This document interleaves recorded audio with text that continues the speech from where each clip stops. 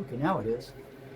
Okay, so when you're getting started with, say you're walking into your studio, what's the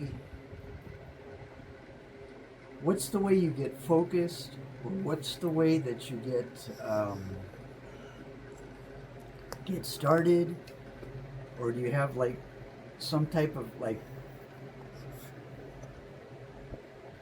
some place where you get ideas, or what exactly is it that brings you into your mindset to create music? So that's a good question, and myself, I can say that I've been used at times of certain concepts or ideas where I just create. So I look at it like this. Imagine your grandmother making your favorite cookies, right? She Yeah. put all the stuff in the batch. You know, Okay. she's making up the batch. She puts all the ingredients, and you don't know what those ingredients are. Right. All you know is the You way just those like cookies, them. right? How they're gonna taste in the Right. end. That is pretty much how I produce music. Okay. I don't say, all right, I'm gonna go in here and do a genre. I used to do that. Okay. Because I played in bands, I know how to play other people's music. So I can say I want to do a hip hop track, or I can do a you know, Christian song or country, whatever, because I Right. know those types of music. Right. Being a You've been doing musician. it all your life. Yeah, Right? yeah, I've been Since you're doing a it all my kid. life. Yeah, so, but I mean, being in professional bands, like bands I was in as a teenager into my early 20s, where I toured, I learned other people's music. So in music, there's only like 8 notes in music. Most people know that. Well, they don't, but they do. But there's also the same with chords and variations, and there's transactions and all that stuff. I'm probably saying it wrong.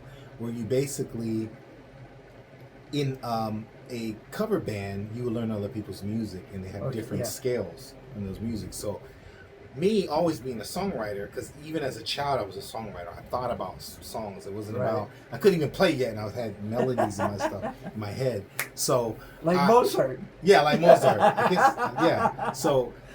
But it was like taunting me. So I had to Okay. get this stuff out. Right. So when I got in these bands, I kind of taught myself how to play before I could get in them, because I wasn't the greatest keyboard player. Trust me, I just knew how to write songs. Uh-huh. And when you know how to write songs, when you're in a band element, all you have to do is learn the actual songs that they learn, and then you as a songwriter, that's going to be the song you end up using. The first band I was in when I was 20 years old was a band called Joker.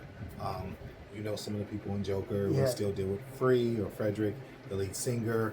Daryl, the bass player. He's on tour. Everyone knows who he is.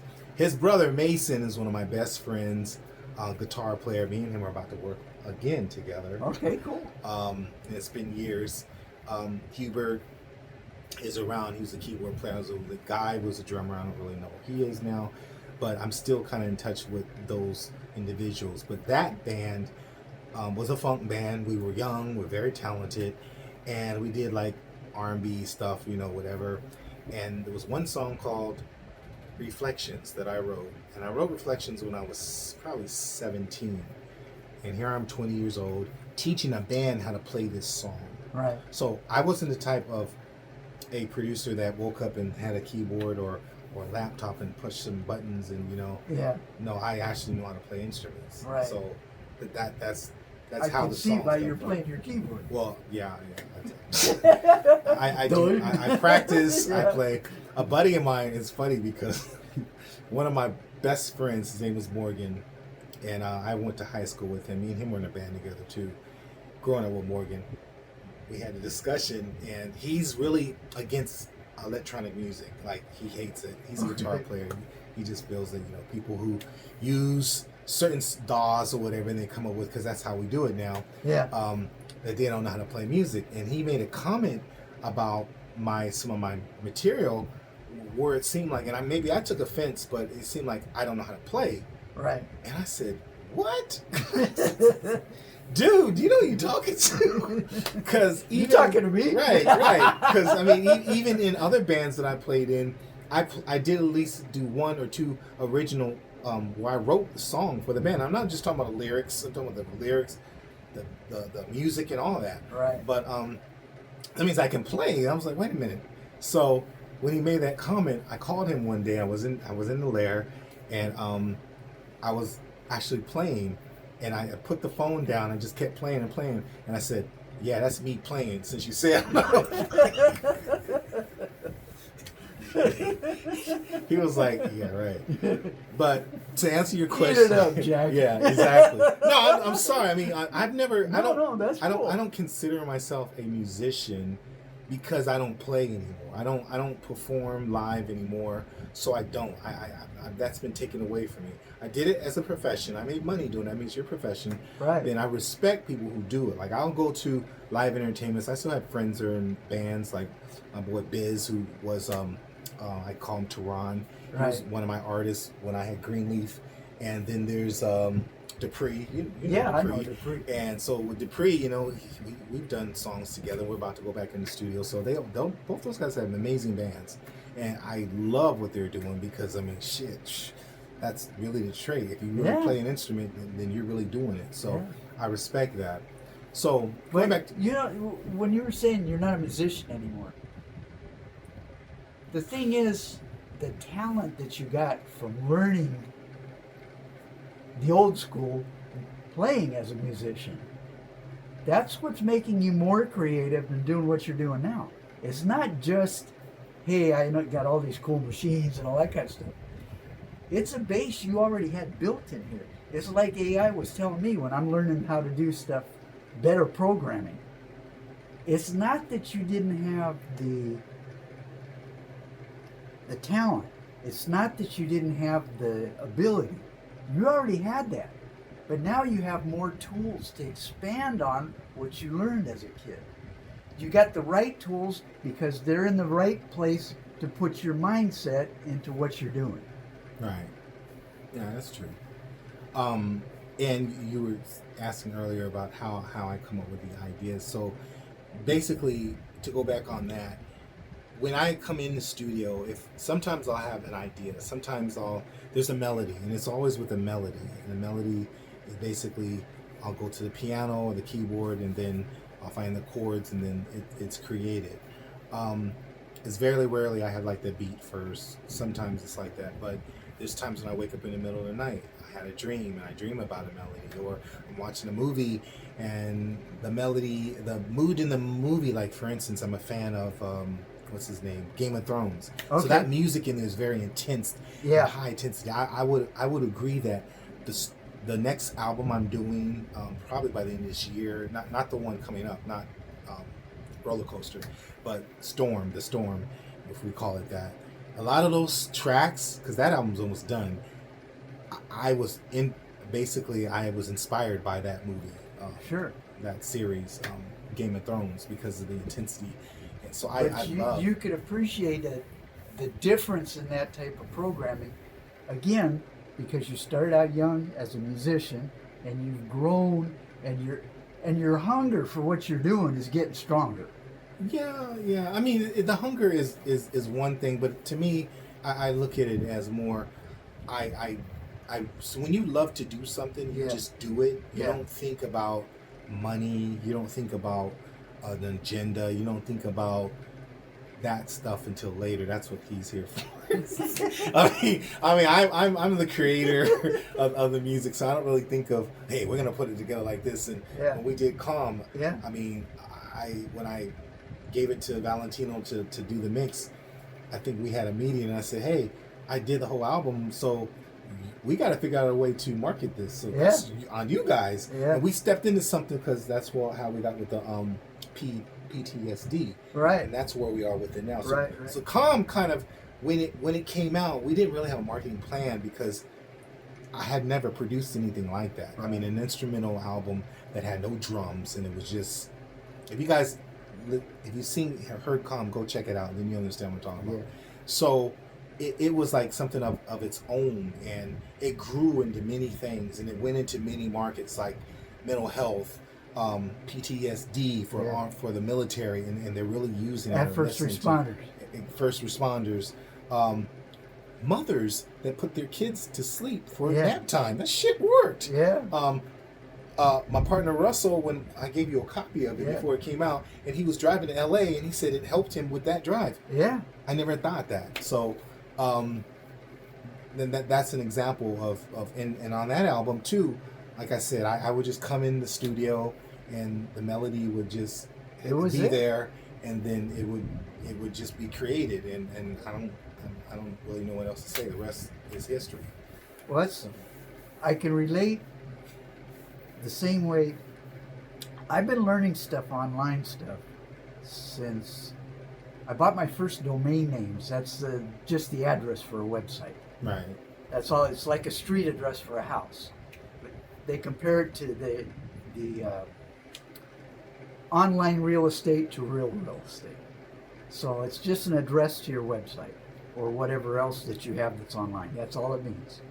So I bought my first domain names in 2010 because I was getting motivated. I was learning about stuff online, and I was terrified. I put the first domain name onto what they call an e-com store. It's one of these things that got thousands of products on it that nobody buys anything off of. Right.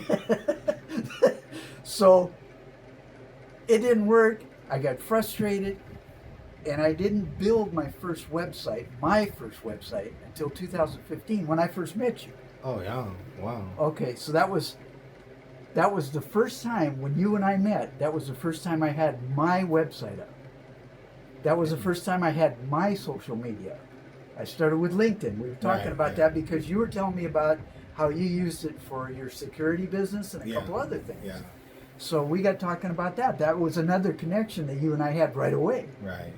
And then we started talking about language and all kinds of other stuff. And we just got to be friends because we saw each other every day. Yep. Sure did. So I didn't get started really into online stuff until February of this year when I started having financial problems with the company I was dealing with as a driver. And the guy wasn't giving me work anymore. So I started using my AI programs. And one of the AI programs I have is named Claude. And it's pretty popular right now. It's Claude, Gemini, ChatGPT was the first one. There's Manus, there's OpenSeek, I think it's called, DeepSeek. That's a Chinese one, like Manus is. And so I'm working with this thing, and I learned not to use AI as, hey, write me a newsletter, hey, write me an email, hey, figure out these little simple things, just one tap. I learned to use it as like a coworker, to take the whole thing and teach it to talk to me like we're two friends working together, like we're doing right now. Right. So it changes the way you think. So now, if you get, like you were saying about music, you saw something about Game of Thrones. I can look at something like this water bottle here, that's right here, and I can come up with a whole program to make money with that, or to make something healthy. Okay, you need to use something that's BPA free. You need to use your water purification system. I'll come up with a whole program now just by thinking, like you're doing with your music. I Right. can do that with what I'm doing. It's not that I got any smarter. And AI pointed this out to me.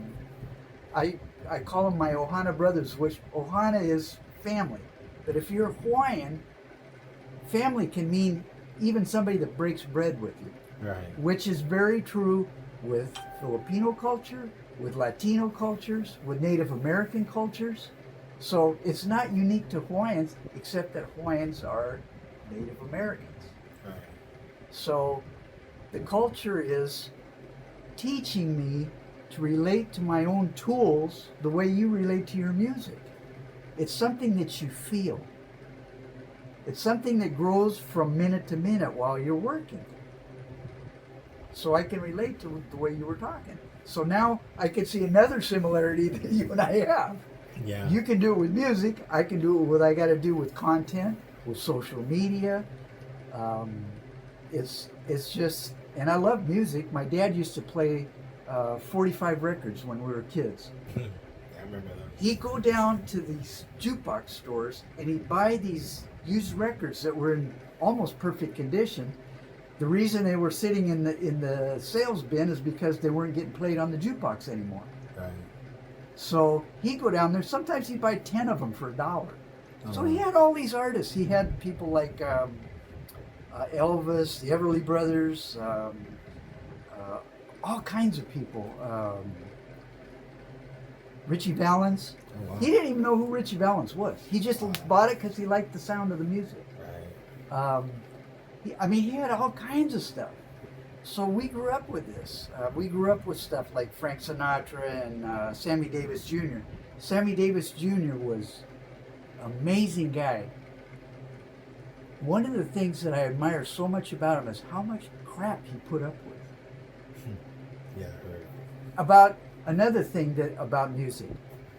Everybody used to say about how Bill Cosby was the first guy that was African American that had his own project. That's not true. There was a musician, Nat King Cole, who had his own TV show a decade before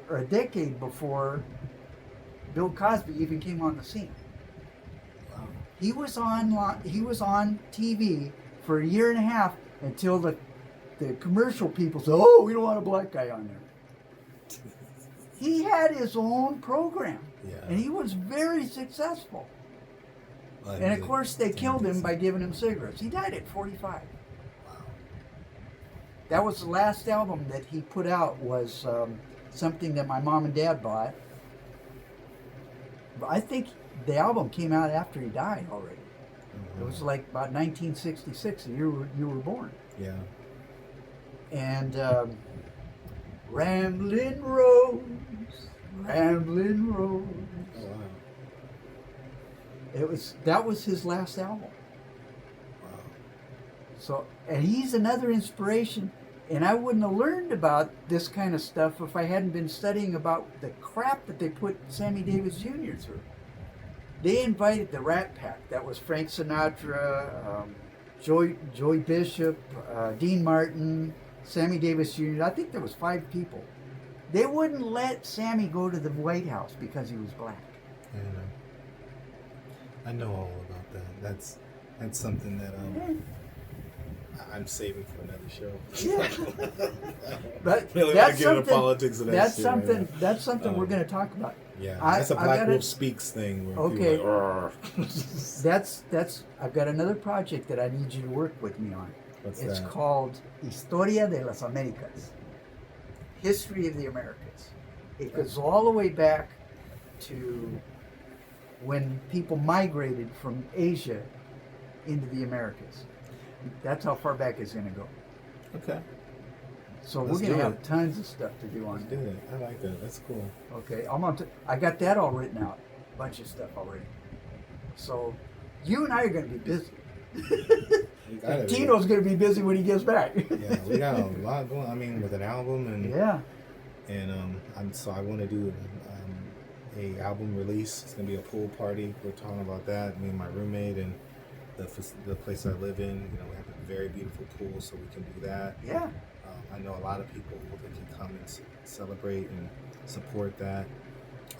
This is gonna be the second instrumental album I've done in 10 years. You guys know in between those years I did do singles and stuff, but this is a little different.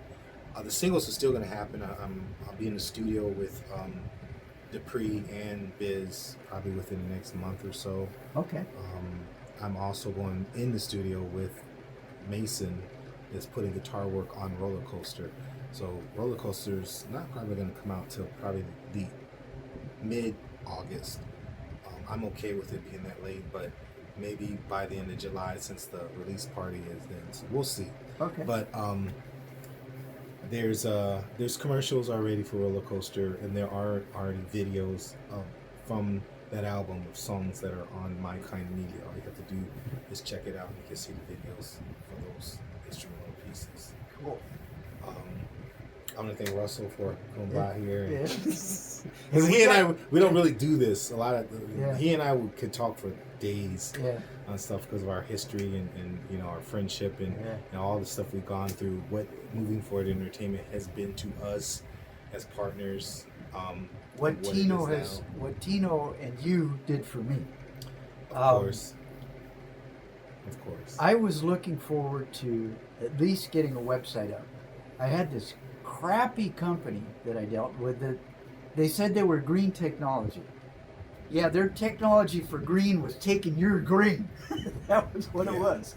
Yeah. So remember we switched hosting companies Yeah. while we switched to Weebly That was for the creation of Black Moving Wolf. Forward Entertainment And Black Black Wolf, Well, yeah. Black Wolf was first. Yeah, it was Black Wolf. And we had to put real Black Wolf on there because something came up where we Yeah. couldn't use it. That was And probably- then, there's a lot of yeah, Black Wolves out there, but you know, our logo is our logo. Yeah. That's another thing. But so I mean, that's called a learning curve, and we Yeah. can talk about that too, and how. and we learning got curves- Moving Forward Entertainment back. Yeah, we did.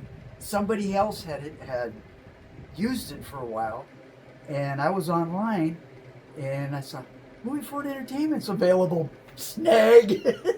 So we got it back. That's good. Yeah. We needed it. Moving Forward Yeah. has been our company. Well, you've been since doing it before. since 2012. I didn't come around until 2015. And there's a history behind Moving Forward, how it became. Yeah. Because it was actually the death of Greenleaf, Yeah. which a lot of people don't know what Greenleaf is, and then the birth of Moving Forward, which it wasn't an entertainment company at first. First, it was a band. Okay. I was just telling Free that the other night. It was a band, and then the band didn't work, and so then became a consulting company, Right. and then I helped consult what's his name, a couple of people, but one who is very popular today is AJ from the Beat Shop, who I will be working with in the studio, and I will be doing my mastering through him. Okay. But when he was a little kid, he used to come in the studio when we had Greenleaf with Problem Child, and that was Problem Child's brother. So that's an amazing story. So he ran into me years ago after Greenleaf folded. I was doing security at this club, and he asked me if I could help him or give him advice on how to create a logo or a label. Right. And after what I gave him, he created the Beat Shop, and the Beat Shop has been successful ever since. So Good deal. yeah, this is real. Yeah. All right, y'all. I want to thank you all for being. I don't know what this is. So this is Black Wolf, and this is The Ball Guy. I'm Russ. I'll tell you a little story about speaking Spanish. When I grew up in Seattle, I was already in this multicultural area, same as San Diego. And so I came down here and I started learning Spanish, and they used to call me pinche güero, which means fucking white boy. Wow. And a lot of people would say che güero, so they wouldn't have to say the bad word. Yeah. So I'm gonna have another program, che güero. That's gonna be part of what we're doing. Wow, I like that idea. Good job. All right. That's amazing. Okay. All right, take care, guys. Later.